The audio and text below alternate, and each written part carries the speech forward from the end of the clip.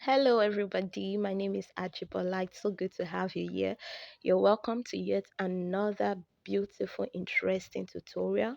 Today, I'm going to be teaching you on how I made a replica of this beautiful, gorgeous Ankara ball dress. This is the one I made for a 13-year-old girl, and it was so beautiful on her. And for this video not to be too long, I decided to divide it into three parts. The first part will be for the cutting, the second will be for sewing, and the last part will be for how I made that flowery applique for the gown on a low budget. So if this is what you would love to watch, kindly stick by and like this video. So let's go straight into the tutorial.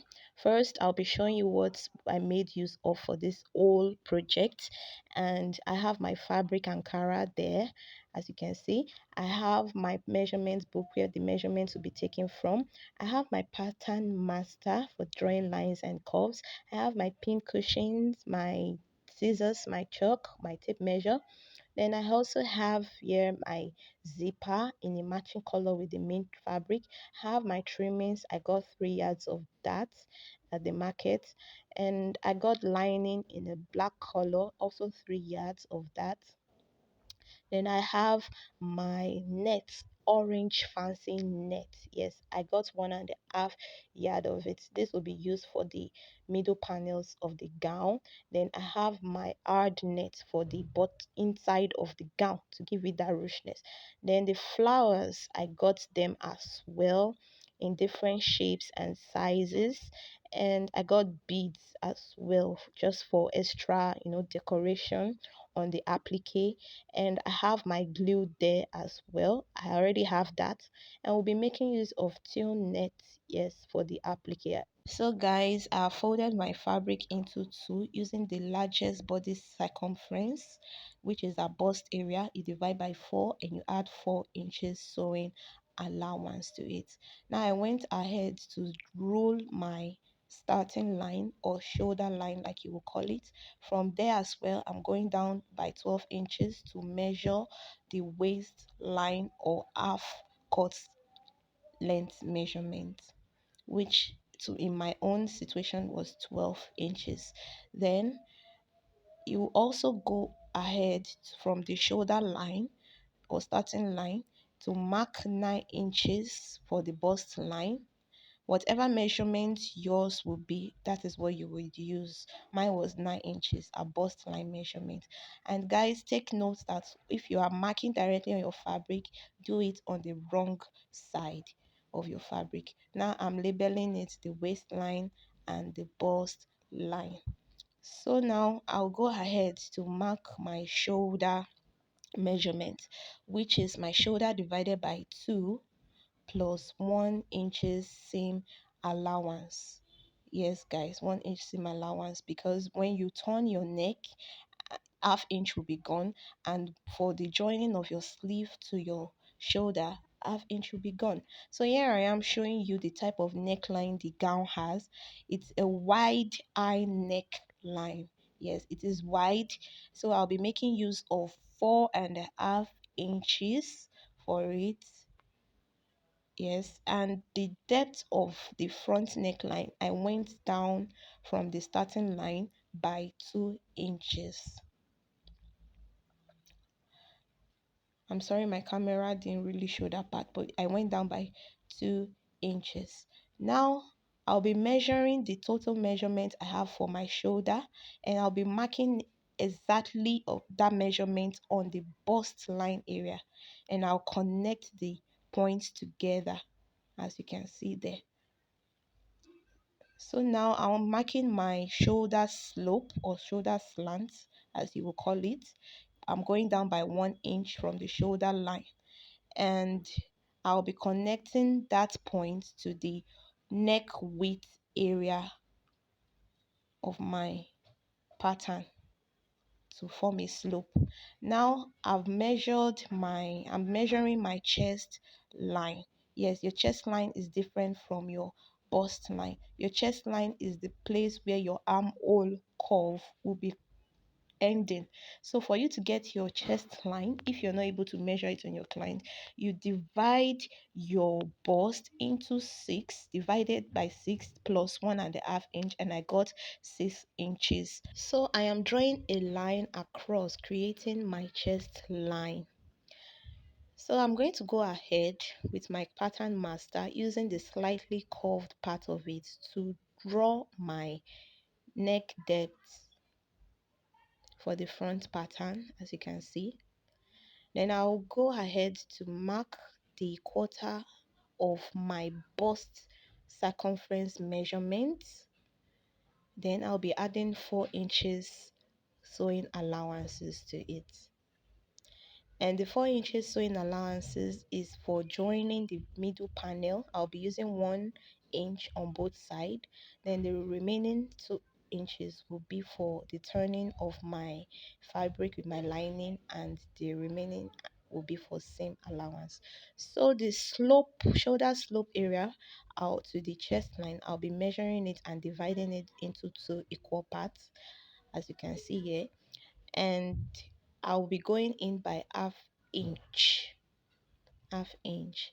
Now with my pattern master again, I'll be connecting the shoulder, the point at the shoulder slope, so that's half inch, and also from that half inch to the quarter of my bust measurement. So I went ahead to measure the neck width of my front pattern, and it was 4.5. I went ahead also to transfer it to my waist line area, connecting both points together with a straight line using my pattern master.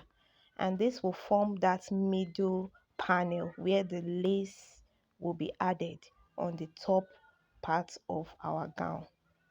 So with that being done, I also went ahead to mark 2 inches below the waistline. This is just for extra sewing allowance.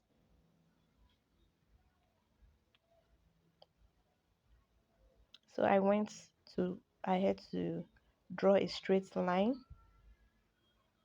across, and now on that line I also measured 4.5 inch to extend that neck, that panel. So now I'm then measuring my waist circumference divided by 4 plus extra 4 inches allowance. Guys, it is better you have more allowance than not even having allowances at all. So I went ahead to cut out my front pattern, and here I am laying my back pattern, folding in 2 inches zipper allowance for my zipper allowance. As you can see here, I'm using my pins and my tape measure to ensure that my 2 inches allowance is intact. So what we're going to do next is to use our front bodice pattern to draft out the back pattern. So here I am marking out the necessary lines, trying to transfer it to the back pattern. So I'm transferring my chest line to the back pattern, as well as my waist line to the back pattern. Then I am going to roll lines across to create the waistline and the chest line for the back bodice pattern. Now I'll also go ahead to mark out the armhole line using the front bodice pattern on the back bodice pattern. Now I'm also going to connect it down to the chest line. So here I am trying to confirm if they are equal, and which they are. So right here on the armhole line, I'll be going down by 1 inch, and from the center back I'll be going inward by 4.5 inch for the neck width, just as we did for the front pattern. And from that point I connect it to the shoulder line to create the shoulder slope. Now from the shoulder slope point, I'm drawing my armhole curve. So easy, guys. Now from there as well, from the center back, I am marking 3 inches, and this will represent our dart placement for the back area, and I am running a line downwards. So now the length of the leg of the dart will be 1 inch before the chest line, and in my case it is 6 inches. So now I am labeling it the chest line and the waistline. So now at the zipper allowance part, I'm going inward by half inch, and this is to eradicate any form of bulge that occurs at the zipper area of any dress. Then I'm going upward by 4 inches. So from that 4 inches to the half inch taken away, I'm going to roll a line like a triangle. Yes, this will cause the back pattern of the dress to lay flat on the body. So I am cutting it out like this, as you can see here, and I am slitting it open to create the two sides of our back pattern here. So with this method, you are sure that you will not have any zipper bulge situation. So now I am notching my zipper allowance area so that I can be aware of it when I'm sewing. Then now I am cutting out the front panel for our front pattern. Now you know we didn't cut it out the first time, we use it to draft the back pattern of our bodice. So now I'm cutting it and separating it from the sides, as you can see here. So this is it. That panel will be the place where the lace, the orange lace, will be laid on. So I am labeling it my center front and my side front. And now to the bottom part of our gown. We are done with the top part already. Here I am showing you how it looks like. There is also a panel at the front part of the bottom gown. So now the easy way out is to divide. We're going to divide the bottom part into two, just as we did for the front and for the back. So now I'm taking measurement of the bottom, not the neck area, the bottom part of the center front panel of my top. That's the neck area, and now this is the bottom, like you can see. So I'm going to measure that out, and that will be used to draft out that middle panel for the bottom part of the gown. So I'm measuring and I got 4.5 inches for that part, and that measurement will be used to draft it out. So depending on how full you want your panel to be, that's how you're going to fold your fabric. So you can see that the panel is not straight, it is like a triangle. So now I folded out my fabric, wrong side facing me as usual. I folded it with the 4.5 times 2 because I want it to be bigger, wider at the bottom 2 times than the top area. So that is what I use. So I've marked out the 4.5 from the center fold, and now I'm taking the 12 inches top part away to measure the length plus 2 inches allowance. The length was 38, so I added 2 inches allowance to it, making it 40. So now I am going to add half-inch sewing allowance, which gave me 5 inches. Half-inch sewing allowance to that 4.5, which gave me 5 inches for the sewing allowance, that is joining the panel to the remaining sides of the center front. So now I'm going ahead to roll a line to the bottom part. Remember that the bottom part is wider than the top part of it.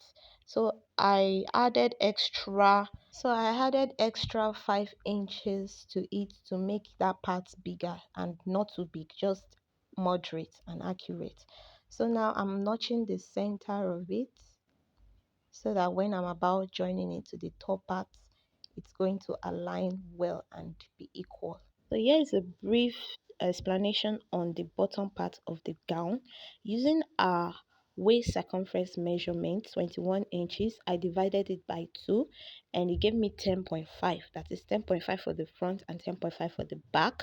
But the back will be 12.5 because I included my 2 inches zipper allowance to it. And the front consists of 3 panels while the back consists of 2 panels. So for the front, I deducted the middle panel, which was already 5 inches. So I deducted my 5 inches from the 10.5 general measurement, and that gave me 2.75. So I wanted the remaining 2 panels of the front to be 5 times bigger. So I multiplied my 2.75 times 5 and it gave me 13.75. That is what I used in cutting those 2 panels. So here I am, guys, showing you that I folded my fabric into 2 with 14 inches wide and 28 inches length. I'm slitting it into 2 so that I can have my 2 separate equal panels for the front, the bottom part of the gown. So as you can see, I've already cut out the lace for the bottom panel, the middle part of the bottom panel of the front. I've cut out my lining and I'm keeping that away. So for the back of the bottom part of the gown, I divided it by 2, that is 12.5 instead of 10.5 because I added my 2 inches allowance. I divided by 2, which gave me 6.25. Then I wanted the fullness to be 5 times bigger. So I just multiplied the 6.25 times 5, giving me 31.25. Now here I am marking the length of the bottom part like I did for the front of the bottom part as well. And I have folded my fabric into 2, measuring 31.25, just 31 inches width and 28 inches length. So that is me showing you how it's going to be. So we've come to the last stage of the cutting of this gown, which is the pockets area of it. I just folded my fabric into 2 with 6 inches width and the length 7 inches length, as you can see me here marking it out. And it's so easy to draft the pocket. You just draft by drawing a capital letter D with the bottom part of the D a little bit deep. So you're going to cut 4 pieces of this pattern for both sides of the gown, and that is the end of the cutting tutorial for this gown. I hope you all enjoyed it. Kindly leave your comments in the comment section or your questions so I can attend to them. Kindly subscribe to this channel and hit on your notification bell so that you'll be the first to be aware when I drop this sewing tutorial for this video. Bye.